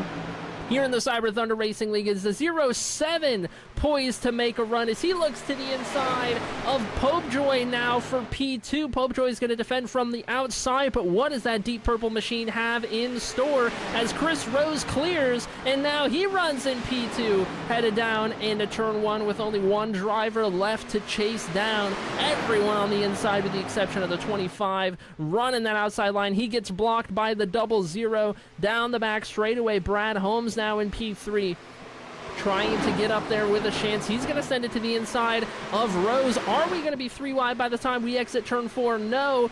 Popejoy can't get there, but down the front straightaway, he certainly will, as we are now 3 wide for P2. Into turn number 1. Do they keep it clear? No, they don't. Rose right hooks the 00 into the 25. Down into turn 1. We are still green as we are 3, maybe 4 wide. Rick Thompson gets hooked by the 34. We're still 3 wide down the back straightaway, watching as all of this plays out, waiting to see if we maintain green flag conditions. Yes, indeed. 2 of our drivers who were looking for their first career wins now all of a sudden out of the running just like that. 3 of our drivers actually all coming together, all the while Mike Stuyvesant in control by 0.6 of a second with 19 laps to go. Andrew Caldwell, Dustin Ping, now the battle for P2 just behind, and don't look yet, but here comes Matt Semple in the 16 all the way up to 7th place with 19 laps to go on the significantly better tires. The defending series champion has only 6 cars to pass in a matter of 18 laps to get this victory. Can Semple do it? He's got the 34 and the 76 not far behind, and they are on equal tires. They are going to be chasing that 16 down, and Matt Semple is stuck behind the 09 of Music. Here comes the 34. He is closed in. All the while, Dustin Ping trying to hold on to P2 ahead of Andrew Caldwell is now. It looks like Tom Richter was in the outside wall for just a moment right there. Not what you wanted to see for the 34 trying to use that better tire advantage. Now the 76 of Thompson might have something to say as he tries to make his way through these drivers. Matt Semple, lead car on that strategy. He's now in P5. He looks to the inside of Camilli for 4th. And he is going to have enough time, but is he going to have enough tire as he makes that move into P4? He looks to the inside of Caldwell for P3. Matt Semple out of turn 4, now in the podium positions with that tire advantage, and it is a significant tire advantage. Down into turn 1, he looks to the inside of Dustin Ping. Battle for 2nd position. How hard is Ping going to fight this as he runs that middle lane and tries to carry that momentum down the back straightaway? Here comes Rick Thompson just behind. Rick Thompson is the one driver up here who has the tires to challenge the 16 of Semple. Thompson's going to send it to the inside. He'll clear Dustin Ping in a matter of moments, and now Rick Thompson has the opportunity to chase down Matt Semple as Semple chases down Stuyvesant. 15 laps to go as the 3 race leaders converge. Mike Stuyvesant, it has been so long since he's found victory lane. Matt Semple, the defending series champion with a perfect strategy, and Rick Thompson looking for his first career win here in the Cyber Thunder Racing League. Semple to the inside. He takes the race lead from the 20 of Stuyvesant, and Rick Thompson follows suit. It is now a 2-car battle out front. New race leader for the first time tonight. Matt Semple in the 16 leads his first lap here at Kansas. First lap under green as the 76 of Thompson now sees the rear end of the defending champion and has one goal in mind. He needs to catch that rear bumper. He needs to make it happen. This might be Rick's best opportunity to secure his first career win that he has had up to this point at the line. 13 laps to go as the 16 just brushes the wall down across the apron. Rick Thompson closes that gap. It is 1/10 of a second. Here comes Tom Richter in third, 7/10 of a second back on the same tires as these two. Tom Richter is not out of this either. He himself looking for an opportunity to find victory lane again for the first time since, I believe it would be Las Vegas in the Gen 4 series 1 season ago. Out of turn 4, Rick Thompson flirts with the wall right there. He's going to drop back to about 2/10 of a second. 12 laps remain as he continues to try and set his sights on the 16. It's enough time for tire wear to come into play. So which of these drivers has pushed a little too hard is going to be the question. I do think Matt Semple has had the inherent advantage by being ahead of these drivers and the first one to pick his way through. He hasn't had to make up for lost time like the 76 has, like the 34 has, or even the 21. Let's not forget about Paxton Frith, who is also on this strategy. All 4 of the drivers who had saved that set of tires are about to be running 1 through 4 if Paxton Frith can get around Mike Stiverson right here. Either way, Paxton up into the top 5 running positions. As it sits, we move back up to the battle for the race lead, the battle for the win for just a moment. But Paxton Frith is all over the back bumper of Mike Stiverson. We've got to come back to this battle right here. He's going to have to get out of the gas, the 21 machine, trying to get around the 20. Not able to do it that time. Going to have to regroup right here. Dustin Ping lurking just behind, waiting for the opportunity to try and make something happen. Up front, Matt Semple ahead of Rick Thompson by 0.2 of a second. Tom Richter has closed the gap to the race leader to only 0.6 of a second. And at this point, let's see if we can't take a look at our lap time differential right here compared to the race leader Matt Semple. Second and third were slower that last time by. They were slower again that time by. So Matt Semple, oh, yellow flag is out. Forget everything that I had just mentioned, because Philip Van Vliet is parked on the front straightaway for the second time this evening, unfortunately. And we are going to have a late race yellow that changes everything. Let's see what happened to Philip Van Vliet right here. Coming out of turn number 4, Carter Lawson in the 98 is going to plow into the outside wall, sends that car down into the 89. Innocent bystander is Philip in this instance. He is going to get right hooked into the outside wall. That is a race ender with that contact with the wall right there.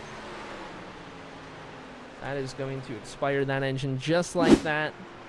And that brings out our 8th caution of the evening. 8th caution of the evening with less than 10 laps to go. Matt Semple leads this race. Rick Thompson in P2, Tom Richter in P3, and Mike Stiverson in 4th. Does anybody have any tires left at this point? I feel like you'll fall far enough back in the order that it's not even worth taking the tires. But we will see as the pit road will be open this time around. The field all regroups, gets caught up to one another, and I wouldn't imagine we'll see anyone down unless they have damage that they need to get repaired. Looks like Andrew Caldwell is going to come down on pit road out of P7. 7th or 8th about Andrew Caldwell comes down. So we do have some takers. Chris Rose, Carter Lawson, Brad Holmes, Casey Tomlinson, Eric Anderson. Oh my goodness. There are a number of takers here.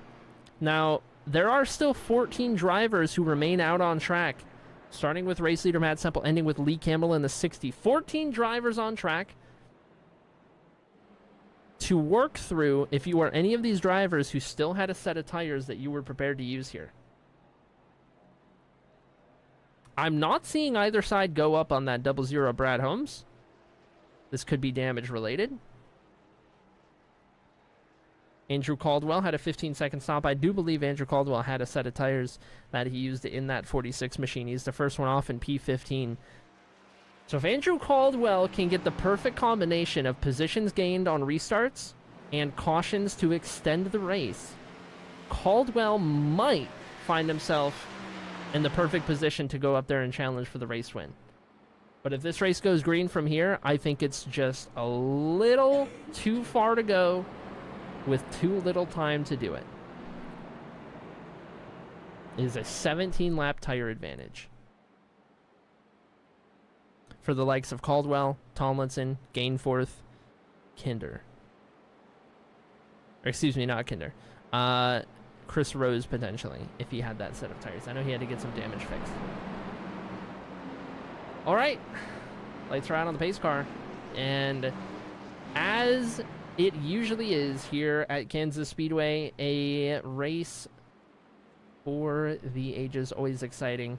And it looks like we are about to have another exciting finish as the sun begins to set in the distance here on race number 3 of the season. We're getting ready to head to Daytona in 1 week's time. We didn't open the season with Daytona this go around. Instead, we put it the 4th race in the season to mix things up just a little bit. We have had 2 race winners up to this point in the season, neither one in contention here in the closing laps, as it looks more and more likely we will go 3 winners in 3 races to start out this season. Matt Semple on the inside, the defending series champion, looking to secure another win under his belt. Rick Thompson to the outside, wants his first ever win in Cyber. Row 2 consists of Tom Richter and Mike Syverson, 2 Cyber League Hall of Famers. Richter looking for his first win since last season. Mike Syverson looking for his first win in multiple seasons. Pace cars off and into the restart zone we go. Matt Semple in control. He is going to launch halfway through the zone. Rick Thompson not able to keep with him. And now down into turn 1. Can Tom Richter get to the inside of Thompson? No, not in time. Maybe he can. He does get the nose there. Here comes the 34 of Richter now to battle for P2. Down the back straightaway we go. They're going to be neck and neck. 5 laps remain as Rick Thompson fights back to the outside, and these two need to figure it out quick lest Matt Semple have the advantage and be able to run away with it. Tom Richter's going to drive it in so deep through turns 3 and 4 right there. He'll clear the 76. And now Tom Richter with a shot in that Bucky's machine to go chase down the 16 of Matt Semple. Could it be? Down into turns 1 and 2, that 34 car is going to send it in as deep as he can. He is going to close that gap through turns 1 and 2. He gets up into the wall, though, just about. He loses that momentum, driving it just a little too hard. Back to the inside comes Rick Thompson in the 76. There are 4 laps to go, and at the line this time, we're going to make it 3 as Rick Thompson gets back up into P2. Dustin Pink is sideways behind. We're 3 wide, and they're going to go wreck it. Dustin Pink into the outside wall. Huge issues for the 81 as he keeps it pinned in the outside wall. There's a car in the grass, but we're still green. Back up front, 3 laps to go through turns 1 and 2. And off of the corner, Matt Semple holds on as Rick Thompson needs to defend from Tom Richter yet again. These two cannot figure it out enough to have a go at the race leader as Chris Rose is now into the conversation. Chris Rose, who just took tires. Oh my goodness, and the 76 and the 34 into the outside wall. Heavy damage, and now Chris Rose into P2 as we await the yellow. There it is. Oh my, the twists and turns of this here race. We are going to get back to what's going on up front, but let's take a look at what happened to Rick Thompson and Tom Richter as 2 of our contenders end up in the wall. We are going to need to continue to go back further and further. Let's go back even further and see if we can get a good replay. So Rick Thompson in the outside wall gets extremely tight, bounces off of that wall. He's going to get sent down into the 34 of Tom Richter. Right hooks the 34, very similar to what we saw earlier in the race between a couple others. Those two are going to bounce off of each other. That is going to be some significant damage. Notice how close the 46 of Caldwell gets to this incident. We're going to circle back around to Caldwell in a minute.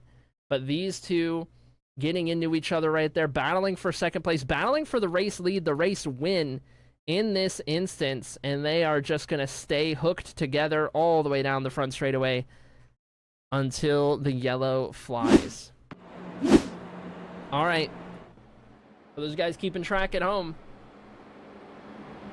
this race just got a million times more interesting.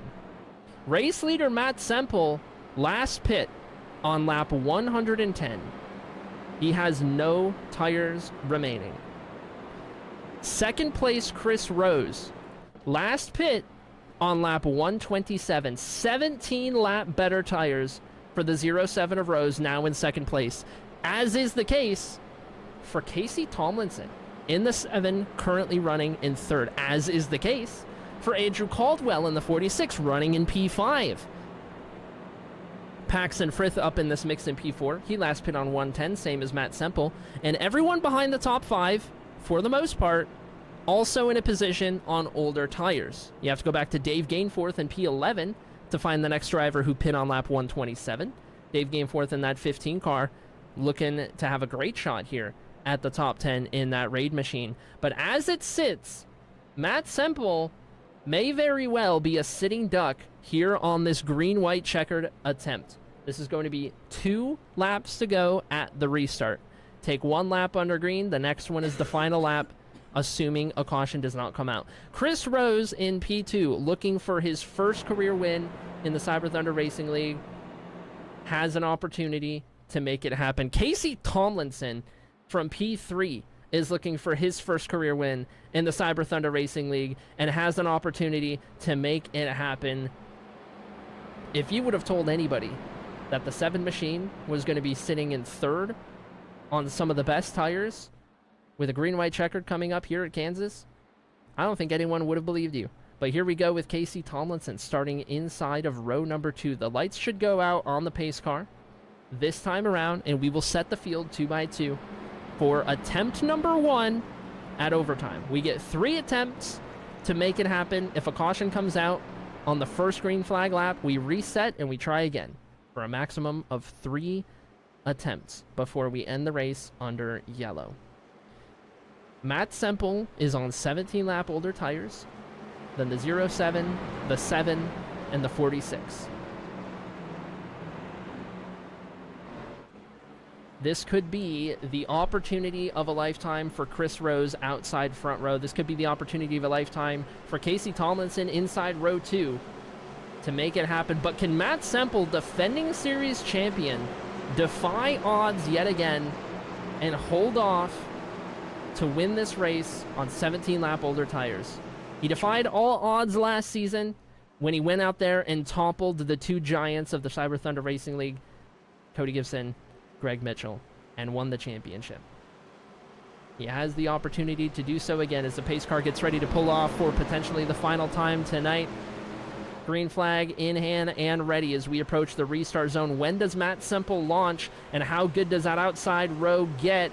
Into the zone we go. Matt Semple gets the launch. Chris Rose is able to follow. They're going to be clear. 3 drivers. Does Chris Rose dive down to the inside line too early, however?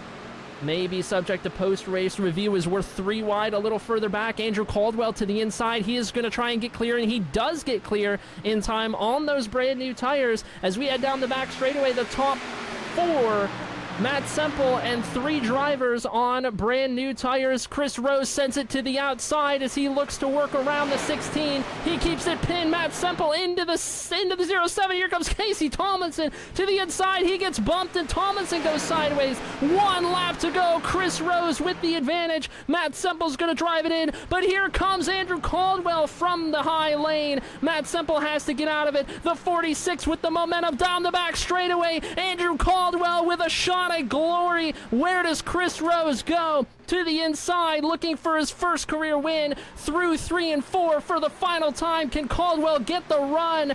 No, he can't. Chris Rose, you are a winner in the Cyber Thunder Racing League. Oh my goodness, the 07 has done it. Chris Rose has won in Kansas, the 3rd race of the season, a first-time winner in Cyber. A day that many of us knew were coming, but perhaps didn't expect to happen here at Kansas. The 07 machine gets it done in a thriller. Andrew Caldwell comes home in 2nd. Matt Semple in 3rd in our unofficial results as the 07 heads down the front straightaway and looks to begin his celebrations. Chris Rose has been waiting for this day for a while. That 07 has had a turbulent time here in the Cyber Thunder Racing League, but he has kept his head in it. He has showed up week in and week out. He has continued to improve, and he has finally done it. As the smoke clears, let's get ready to have a couple of words with our top 3 finishers in tonight's event. Let's see if I can't pull up our 3 here.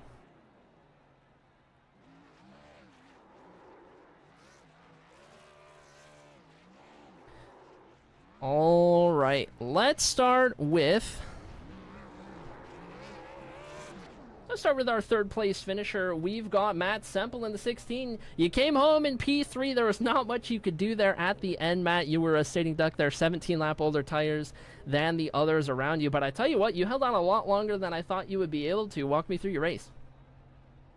Yeah, it was a bit up and downs there. Not a good qualifying effort by any means, but fought all race trying to get back up to the front there, and tried that one strategy call when we didn't pit when everybody else did, figuring we'd save a set for the end. And I guess I misjudged there. I didn't know Chris and Andrew did the same thing, or maybe did that earlier in the race or whatever it may be. But I thought we were sitting in pretty good shape coming to the end of the race there, especially when we got that late race caution, and then I could come in and get tires. I thought we're looking good, but like I said, I just misjudged the other guy's strategy. So P3, can't be too upset about that.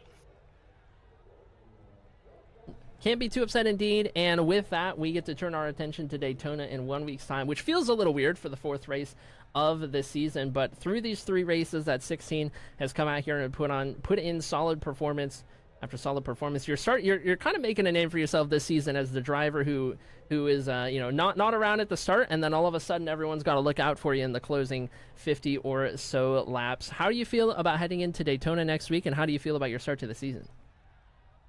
Yeah, Daytona is a bit of a wild card, right? So hopefully we can just keep it clean, stay out of the trouble and the drama and everything like that. So hopefully we can just work with our teammates and do a good strategy and everything. But as the season so far, yeah, the qualifying efforts haven't really been there. I've been struggling with this car so far. So it's just taken running laps around other cars to figure out what it can and can't do. And I don't know, from what I've seen so far, is everybody seems to be a rocket ship on short runs, but nobody seems to be able to keep tires under them. So that's, I think, where I strive a little bit. So yeah, just keep doing what we're doing and click off good finishes. The win will come. Absolutely. Well, I'll tell you what, before we let you go, after your P3 finish tonight, we'll give you a second to give any shout-outs or haze to people you might have watching. Yeah, thanks, Arie, for doing the broadcast. Super excited to go back and watch this one. I feel like there's a lot of action. I like to shout out my teammates in the chat there. Brad, Dustin, Logan, and Paxton. Good bunch of guys. Thanks for Tom for putting on a great league. Thanks to my mom and dad for watching, friends and family as well. Thanks to my smoking hot wife for letting me do this with my daughter. And thanks to Alto Construction for being on the car. If you need any construction needs around the southern central Ontario area, they're the guys to call. Alrighty, there we have it. Matt Semple finishing in P3 tonight with that result, and I am actually getting word in a series of unprecedented events, a series of very unprecedented events. We've got the 46 of Caldwell, who, by the way, is declared the race winner because the 07 had a lane change violation on that final restart. Andrew Caldwell, this is one of the ways to win a race all time. And I tell you what, this is the most Andrew Caldwell way to win a race. How are you feeling in that 46 now that you are suddenly the race winner? First off, I feel for Chris. He played the strategy right, and he beat me fair and square, but he crossed the line. So I don't even know. I don't know. I tell you what, that's certainly a first for me up here in the booth. But I tell you what, Andrew, you have been up here and competing in this Tuesday night series for multiple seasons now, getting better, contending for championships, being in the Final Fours, just waiting to click off that win. You finally got it done in the Gen 4 series last season, but to come out here and actually get it done on a Tuesday night, pulling that strategy, the right strategy at the right time, should be a great shot in the arm this season for the momentum as we get ready to head into Daytona onwards. How are you feeling about your start to the season through the first 3 races overall? Phoenix or Auto Club, I got involved in that big stack up on the restart, but we were able to fix the damage and drive back through the field. Didn't collect any stage points, but then Phoenix only finished 6th maybe in one of the stages and got some damage late, and it hurt the car, and I fell backwards and finished 11th or something. So to come out here and win, it's going to help in the points for sure, and definitely help with the confidence, and we'll keep the momentum rolling. Absolutely. Well, I tell you what, congrats on the big win tonight. And before we let you go celebrate, we'll give you a second to give any shout outs to anyone you got watching at home. I want to shout out Corey Sherman for sponsoring us so we can have a broadcast all season. I want to thank you in the booth for broadcasting for us. And want to shout out Mom, Dad, and my sister. All right, there we have it. Tonight's race winner in a post-race decision due to penalty. The 46 of Andrew Caldwell gets it done. And I tell you what, I'm going to do something a little unorthodox. Why don't we pull up our new P3 finisher, Paxton Frith in the 21. Surprise! You are now on the podium as a result of how this race played out. So let's get some words with you, Paxton in the 21. How did your race go overall, and what led to you having that right strategy at the right time? Well, it was up and down, to say the least. Got damaged at one point, had to get repairs, but just fortunate. I made a little bit of a call that second to last yellow, or third to last. Didn't take tires. I think it was about 40, 50 laps to go. Either was going to pay off having the last set or maybe not, but thank goodness it worked out. Absolutely. It worked out in a big way for you. And this, I believe, is your first podium finish here in the Cyber Thunder Racing League on these Tuesday nights. So it's been great to have you out here since you joined Tuesdays about halfway through last season, finally able to get up here and get a good result. As we head into Daytona in next week's in the fourth running of the season, how are you feeling about Daytona next week? How are you feeling about your first 3 races to start out this year? This season's been a nice start. Transferring over from the trucks to the O'Reilly car now. I like it. You can do a lot more with it. It feels like it puts it more in the driver's control, which I like. And then Daytona, I always like a super speedway. Either I've been close or been competitive. So if things work out, maybe I'll be in a good place there next week on pace. So it's good start to the season, and I'm liking this car. All right, that's what we like to hear. Well, I'll tell you what, before we let you go, Paxton, we'll give you a second to give any hays or highs to people you might have watching at home. Yeah, thank you to my family, providing kind of everything I have. Thank you for the opportunities I've had as a result. Thank you for your broadcast, Arie. It's always great. Really appreciate seeing that. And as well, kind of teammates, kind of Logan Spencer, Matthew Semple, Brad Holmes. Really great talking with them during the race, and their experience is a huge help to me. I wouldn't be in this position without talking to them. All right, that's what we love to hear. Well, we'll see you in 1 week's time in Daytona. Congrats on the podium finish, Paxton. And with that, we have our top 3 results after the post-race adjustments there. We can go ahead and take a look at our final results. That's why they're unofficially official every time we give them here in Kansas. Let's take a look, and you'll have to bear with me just a little bit on this result because it's all going to be off by about 1 position. Your race winner unofficially was Chris Rose, but due to post-race penalty on a restart violation is dropped to the end of the lead lap. That makes Andrew Caldwell your race winner. Matt Semple comes home in 2nd, Paxton Frith in 3rd. 4th goes to Mike Stiverson, Gary Bowman in 5th. Carter Lawson comes home 6th ahead of Dave Gainforth in 7th. Dakota Wilkins in 8th. Jared Camilli 9th, and Andy Cork rounds out the top 10.